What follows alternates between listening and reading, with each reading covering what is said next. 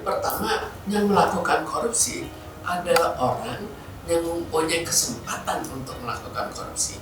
Lalu di samping itu harus ada masalah mental budaya dari masyarakat. Kalau mentalnya semuanya tidak mengizinkan korupsi dan akhirnya misalnya lebih dikucilkan kalau dia seorang koruptor, maka otomatis korupsi akan lebih kecil. Tapi ini sudah suatu budaya yang munculnya sebelumnya, bukan hanya pada periode ini. Jadi dari dulu kalau kita lihat awalnya orang kekurangan uang. Kekurangan uang yang sifatnya mutlak, bukan lagi kita kurang makan enak, bukan. Tapi betul-betul mutlak, anak tidak kesulitan sekolah, kita kesulitan makan. Maka muncul keinginan untuk mengatasi. Dan di situ mulai dari kecil. Tapi kecil ini akhirnya berkembang terus. Berkembang bahwa hal itu dianggap lumrah. Dan karena lumrah, akhirnya sedikit demi sedikit orang menjadi koruptor kecil dulu. Tapi sekarang apa yang terjadi? Kalau di banyak hal terkenal bahwa kita harus bayar. Bayar artinya kan apa? Sogok kan. Kita bayangkan apakah kalau kita sampai menyogok, apa yang kita harapkan? Apakah sekedar diterima atau melihat ini, ini sudah hal yang wajar, dan akhirnya terbawa, saya ada kesempatan, saya pakai juga, karena sebelumnya masuk juga berdasarkan adanya kesempatan untuk korupsi. Lalu kita lihat lagi, mental budaya sudah terbentuk.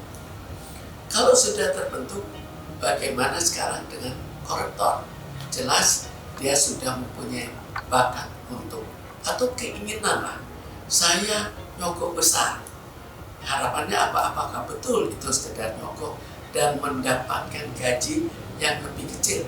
Kan tujuannya bukan begitu. Saya nyogok untuk mendapatkan keuntungan, modal saya harus kembali. Dan setelah modal kembali, terus saja bertahan. Karena nantinya untuk naik pangkat saya perlu modal lagi. Sekarang bagaimana terus-menerus begitu? Jelas mental atau keinginannya jadi sangat kuat. Sekarang kita kembalikan lagi, apa yang bisa menghambat keinginan itu? Kan kita ada hukum. Hukum kan diperuntukkan supaya orang jerah. Tapi apakah terjadi jerah?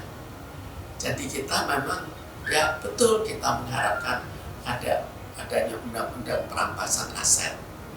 Kita harapkan lagi adanya undang-undang hukuman mati. Walaupun untuk hukuman mati ada yang pro ada kontra. Tapi kita bayangkan membuat undang-undang berapa lama sih? Berapa lama kita harus menunggu? Dan apakah membuat undang-undang berkepentingan atau tidak?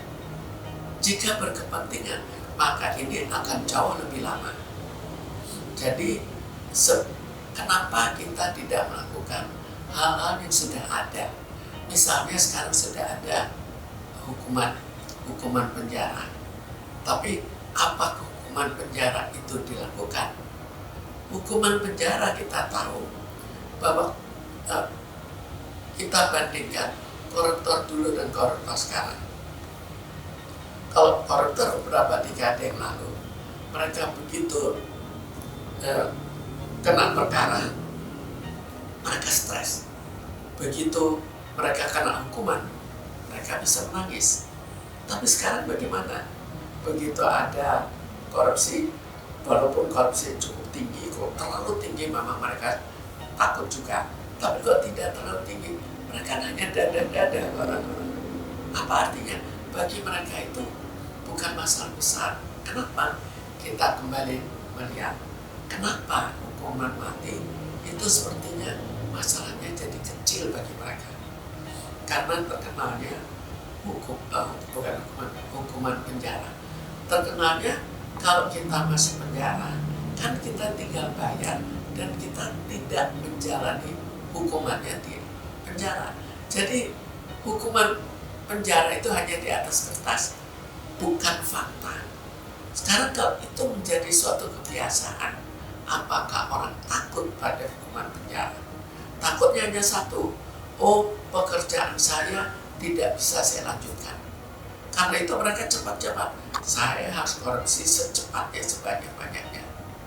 Sehingga nanti kalau saya tertangkap, saya tinggal menjalankan hukumannya di atas kertas, kemudian uang saya pakai untuk meloloskan diri saya dari penjara.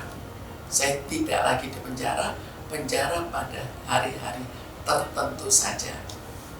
Jadi akhirnya apakah itu jerah? Jadi itu yang saya anggap sebetulnya bisa dijalankan dari sekarang jika mau. Jadi akhirnya jadi tanda tanya, kenapa hal yang sudah ada undang-undangnya tidak bisa dijalankan? Kenapa kita berkhayal untuk membuat undang-undang lagi? Boleh, itu tetap dijalankan.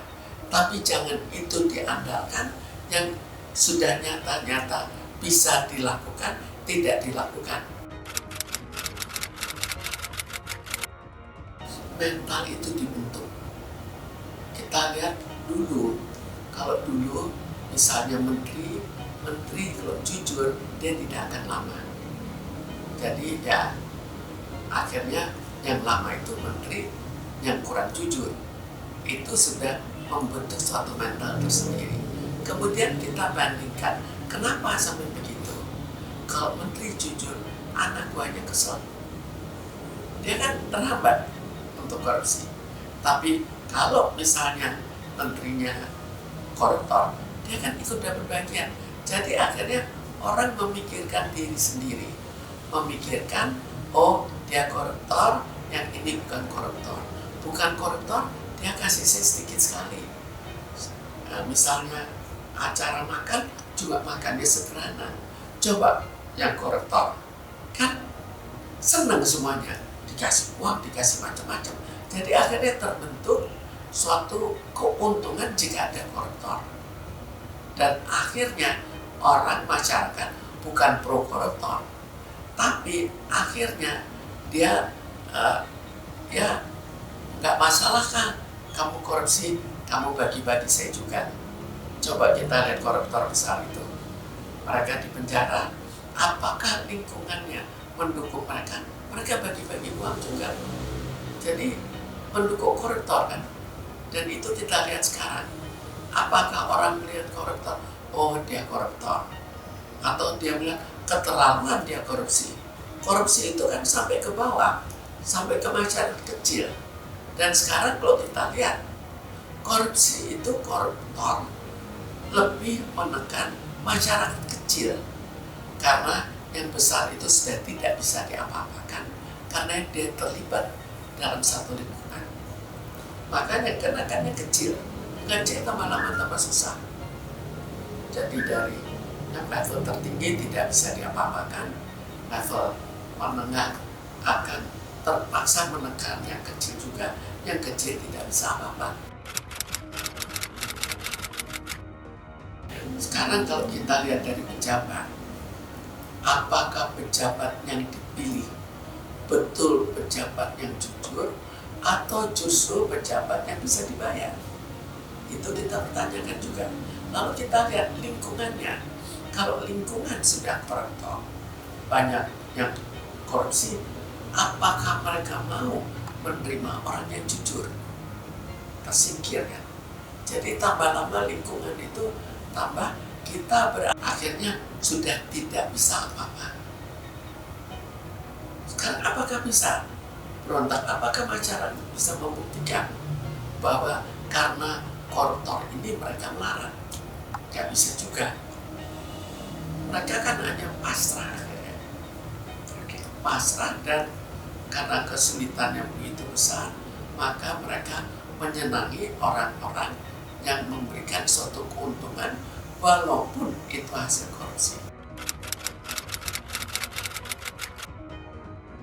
Jadi ini musuh bersama, tapi dihidupkan terus. Lalu sebetulnya ada yang terkenal, ada efek jerah. Apakah itu ada? Karena itu saya pikir, kenapa kok tidak, paling tidak hukum penjara betul-betul dijalankan? Kenapa hukum penjara itu hanya untuk orang yang orang kecilnya. Sekarang kan korupsi itu bukan lagi dianggap sesuatunya yang seperti dulu. Wah, kamu koruptor, kamu akan oleh masyarakat itu betul-betul dikecam. Kalau dulu koruptor, anak-anaknya juga ya, oh anak koruptor. Kalau sekarang apa? Sekarang kan, oh cuma anak koruptor. Ya, tidak mempunyai efek psikologis yang besar. Tapi efek jerah pun juga tidak ada. Lalu bagaimana? Apakah orang dengan mental masyarakat begitu? Jadi kita mulai dari pilihan. Pilihan di mana terutama yang ya sejalan lah yang diambil. Jadi sesama koruptor. Lalu yang tidak, belum terlalu sejalan, kan dididik oleh lingkungannya. Kalau lingkungan koruptor, kita di suatu tempat kerja, lingkungan koruptor kita tidak ikut, kan kita ditekan, kita dikucilkan paling tidak. Jadi sudah benar bahwa efek jerah harus kita tingkatkan, harus kita jalankan. Tapi efek jerahnya diambil efek jerah yang masih muluk-muluk. Kenapa nggak berjalan bersama-sama? Efek jerah untuk hukuman di penjara, efek jerah kalau bisa di masyarakat, dan kalau bisa juga dalam rekrutmennya, dan juga efek jerah yang sudah ada hukumnya itu kita jalankan. Dan ini kelihatannya tambah parah karena hukumannya, kita lihat saja hukumannya apa. Oh, hukuman berat, tapi tiap kali remisi. Apa bukan otomatis orang korupsi sekaligus menyimpan untuk nanti bayar hakim, untuk nanti remisi. Pak Riji itu harus betul-betul serius, berani, dan ya harus ada suatu keberanian. Karena sekarang apakah bisa orang-orang koruptor besar akhirnya mereka kan terikat lagi, kerjasama lagi, apakah bisa diberantas semudah yang kita duga? Misalnya, oh ada koruptor besar berhubungan dengan pengusahanya besar juga, apakah bisa dengan demikian mudah kita penjarakan? Ada efek-efek lain sebagai akibatnya, efek ekonomi, efek apa. Jadi semua harus cepat kita selesaikan, tapi tidak secepat seperti nangkep maling. Nangkep maling dapat dipenjarakan, itu tidak secepat itu. Tapi mulailah ininya. Akhirnya saya pikirkan, sekarang sudah lebih bagus. Lebih bagusnya apa? Sudah diekspos, penangkapan koruptor sudah lebih besar, tapi efek jerahnya belum berjalan. Dan untuk bagaimana kita rekrutmen dari mereka. Di sekolah kita lihat apa yang terjadi. Apakah bukan kecil-kecilan dengan membayar guru, itu kan sudah mulai kecil-kecilan.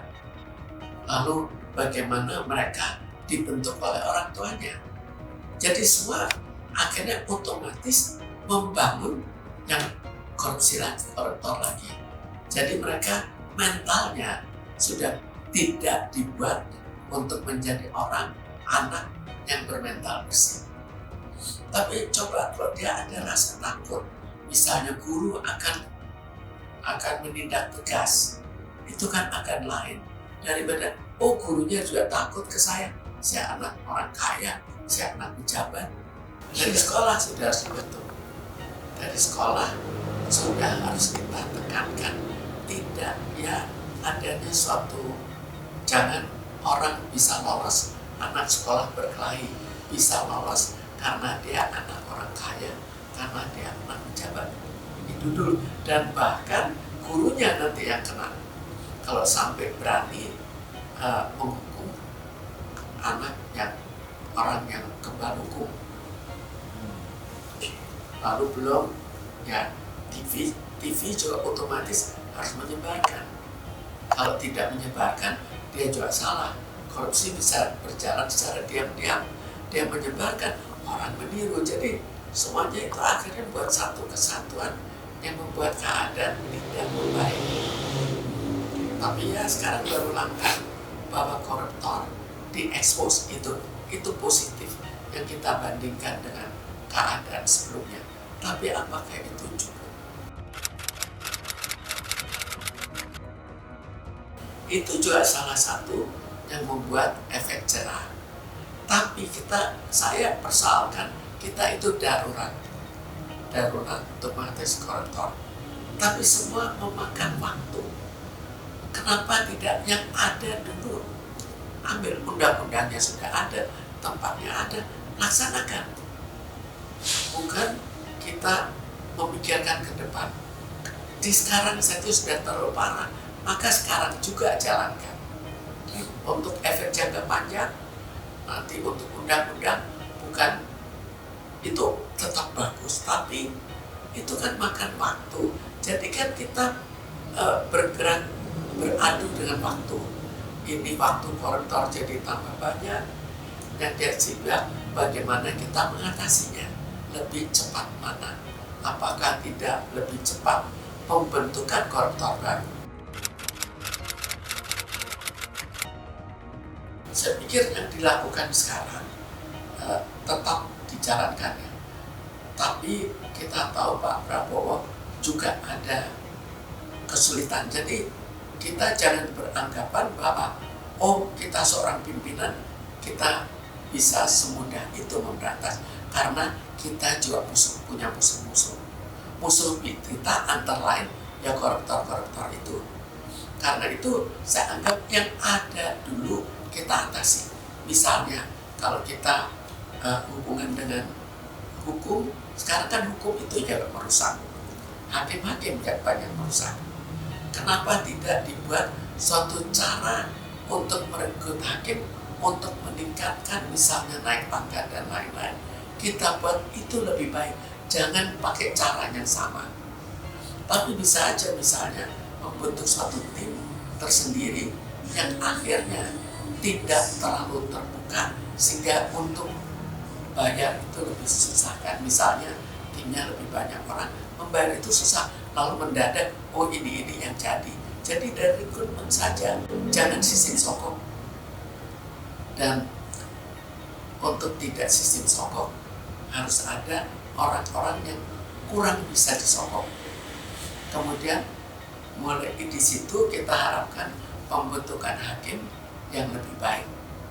Jika hakim ini sudah lebih baik, maka kita menuju pada kalau seseorang koruptor sudah dihukum, jalankan hukuman itu. Itu yang sekarang sebetulnya bisa dijalankan. Kalau untuk ke depan, setuju saja bikin tempat untuk mengisolasi para koruptor, bikin undang-undang perampasan, bikin undang-undang hukuman mati, itu semuanya boleh-boleh saja. Tapi kita harus tahu ini jangka panjang, kapan akan muncul, kapan akan keluar undang-undang, siapa yang akan menghambat supaya undang-undang ini tidak jadi.